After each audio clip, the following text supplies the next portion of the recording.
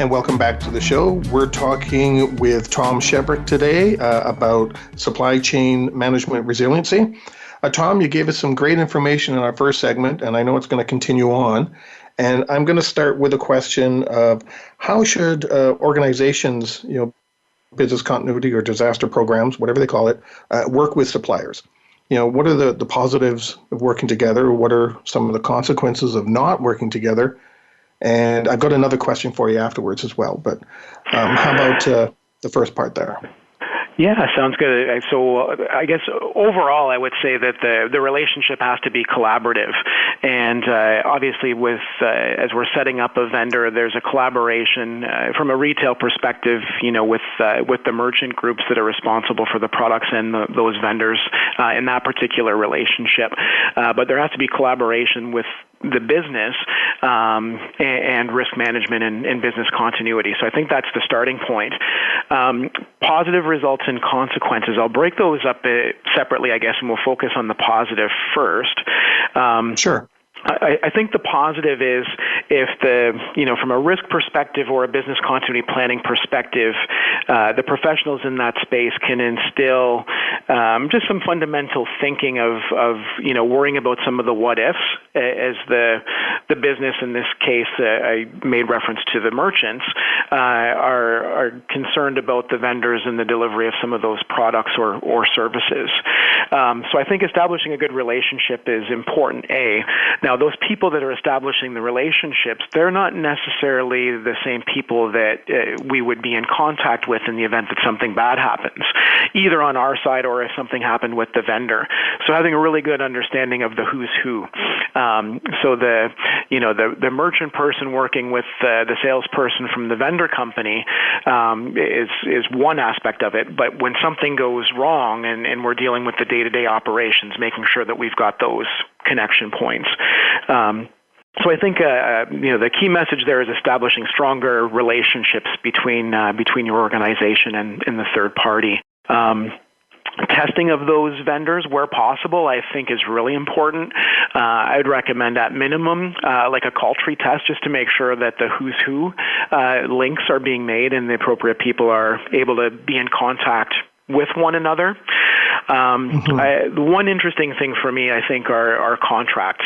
And a positive on the contract is if you've got a risk view or a business continuity view of those contracts, to make sure that there's some language in there to protect the business if that particular vendor is faced with a business disruption themselves, and what practices they have in place to make sure that they're upholding their end of the contract and can provide your organization with the services that you're contracting with them for. And a really good way of doing that, I guess, is through testing.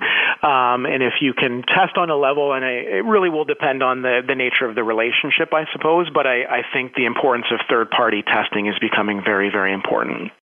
With third-party testing, what level should you go to? I know you mentioned call trees, but in retail, you mentioned that sometimes you've got some really big partners, so you've got system integration, all kinds of things.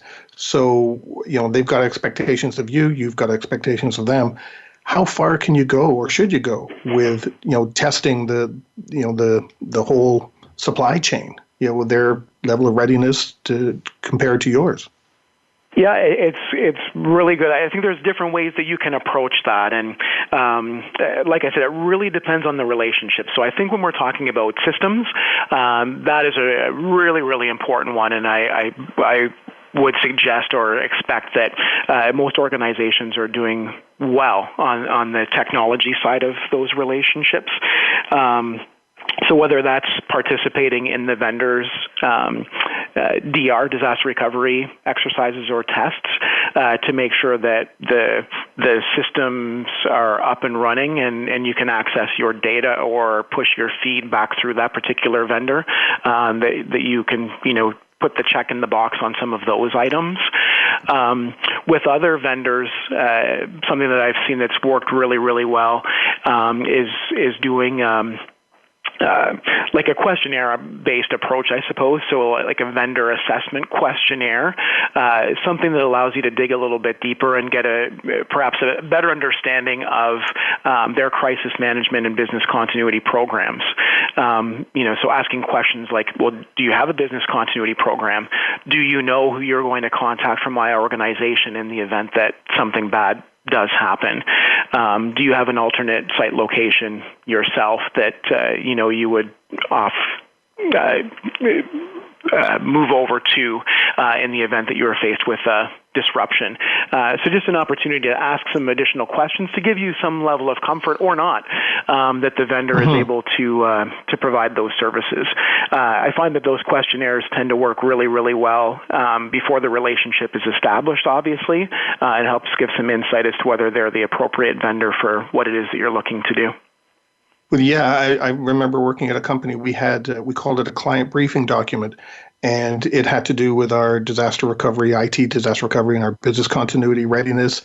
And just 2-3 pages. It didn't get into all the details or give any sensitive information away, but at least answered some of those points that you just had. Yes, we have an alternate site. Yes, we have points of contact, or whatever the case may be. And I guess to your point, if you get one of those assessments back and it doesn't look too good, you may not want to do business with them. You got it. Or perhaps you put some stipulations in the contract just to try to protect your business, right? Whether that be penalties for late shipments or something like that, something to safeguard your organization's best interest. So let's look on the other side. Let's say we don't really work closely with our suppliers. What are the consequences of not maintaining a strong supply chain management resiliency program? Yeah. Well, the simplest form, and it's sort of obvious, I guess, right, is their crisis becomes your crisis. So depending on how critical that vendor is to your supply chain network and where they fit into the mix, it could really become a big problematic event that occurs with them that has a downstream effect on you. I know that I talked a little bit about the who's who, but I think the importance of that who's who and establishing those stronger relationships on the positive side, if you don't, it could have really negative consequences. So if that's a vendor that provides product or services to a lot of other clients, those other clients have, arguably a better relationship than you do, you might be the last to know, or you may not get that preferential service that you're hoping for in the event that something happens because somebody's ahead of you in the mix. And I think really having the contract details laid out. So, if there's nothing in there that prompts or holds the vendor accountable to making sure that they're providing the service to you, it becomes sort of a big so what. So, they may take them a week to get back and provide you with the service that you're looking for them to provide. But if you need them back within 2 days, what are you doing in that delta of time between when they can provide it and not? So, I think what we're seeing more and more of is organizations have been caught with that very example, and we're being more proactive now, looking at those third parties to make sure that even if contractually or relationship-wise we haven't bridged that gap, that hopefully there's a mitigation strategy in play from your organization in terms of what you're going to do. And I guess that takes us back, Alex, to your point about do we have multiple vendors perhaps to provide the same type of service? And I would suggest that that's probably a good alternative. So with regards to contracts then, because you made a good point, a lot of places now are reviewing, the capabilities of their suppliers and vendors and partners, et cetera. If you're seeking a new partnership or a new vendor, would you suggest that disaster recovery, business continuity programs or something be a part of that situation, negotiation somehow? 100%. To some level be involved with it? Yeah, I definitely. And I would say not part of the negotiation, I don't think, but to review some of the terms of the contract.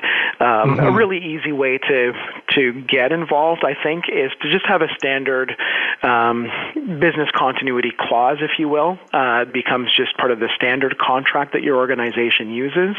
Having some language in there around maximum tolerable outages or recovery time objectives and all those wonderful terms that we like to use.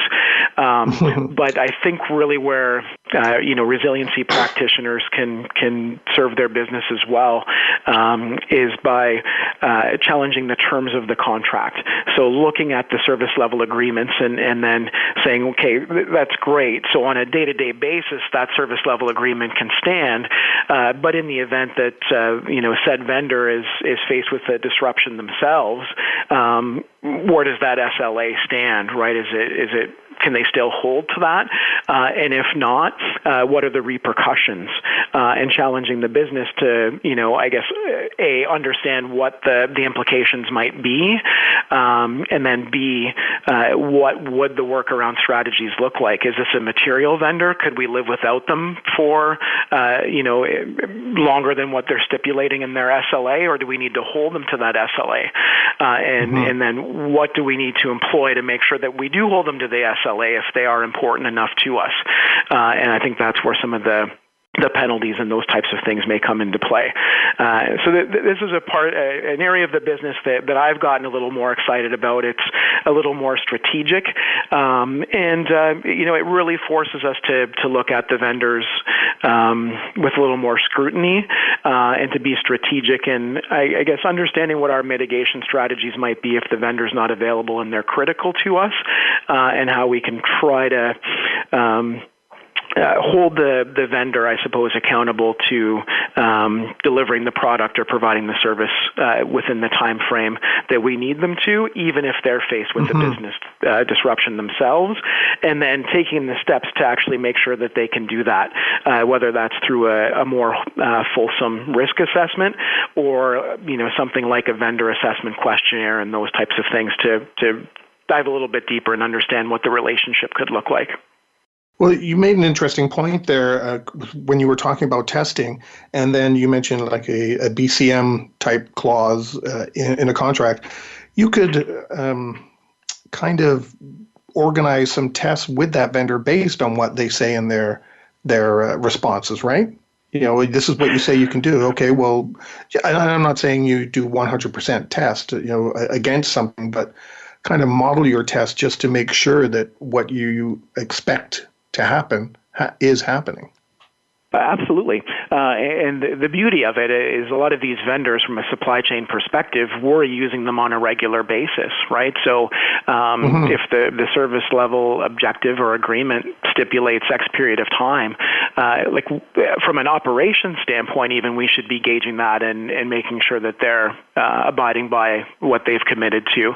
But then from a test perspective, there's nothing to say that when you do like a business continuity or crisis management type exercise within your organization, if you've got a dependency on that vendor, to invite them to be part of that exercise, even if they're dialing in or you're conferencing them in some way, but that'll help you reach that sort of end-to-end, I guess, testing that you had referred to earlier, Alex.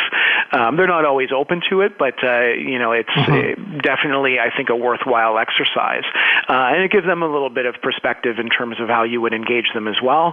There's a bit of a challenge in terms of you maybe don't want them involved in the whole exercise because you don't want them hearing what your response looks like. But if you can find a way to plug them in at an appropriate time, I think there's value in doing so. Yeah, their role in the whole thing. This is where you guys step in. So we want to validate that aspect of it. And you made a great point because you said the key word dependency. Yeah, quite often dependencies end up becoming assumptions, and you know what happens with assumptions. 100%. It's funny. The reason I don't know if you could hear it coming through on the line, but I was writing down dependency as you were talking about it, or as we just had talked about it, and the reality is. we might be talking about one particular vendor, and there's a primary business objective for partnering with that vendor, but there may be 4 other areas of the business that are dependent on them for some piece of work or product as well. And do we understand those as thoroughly as we need to? So, I think tied to some of this third-party mix really is dependency mapping, and really, really understanding not only the external dependencies with these third parties, but internally, who else is dependent upon them and for what? Well, I think dependency mapping gets forgotten sometimes because I also work in project and program management. And believe me, every time you forget a dependency or don't identify one correctly, you will end up with a problem somewhere because there's a big risk that hasn't been identified. Absolutely. And I think we also maybe from time to time lose sight of, we could think of the relationship with the merchant and the vendor that's manufacturing the product for us as a dependency. But the whole continuum of what that looks like, everybody's dependent on someone, either upstream or downstream. So at the point when the vendor manufactures that product or we're entering negotiations to figure out the best vendor to manufacture that for us, there's a procurement team there that's looking for the best vendor based on your criteria or your requirements to do that work. Once it's produced, someone is doing some quality assurance on that. It then has to be shipped, brokered, get into a distribution center, from a distribution center to a store. Once it's in the store, are we marketing it? Is that product going to be in a flyer at a particular point in time? So the end-to-end of that whole relationship up and downstream is very, very complex. And I've taken it at a very high level, but you can imagine dozens and dozens of business processes plugging into that overall end-to-end flow. And that's a good spot to end our second segment. We are talking with Tom Shebrek about supply chain management resiliency, and we'll be right back. If you like that video, thumbs up. If you didn't like that video, thumbs down. But leave me a message and let me know your thoughts. Of course, don't forget to subscribe. And in the meantime, stay prepared, everybody.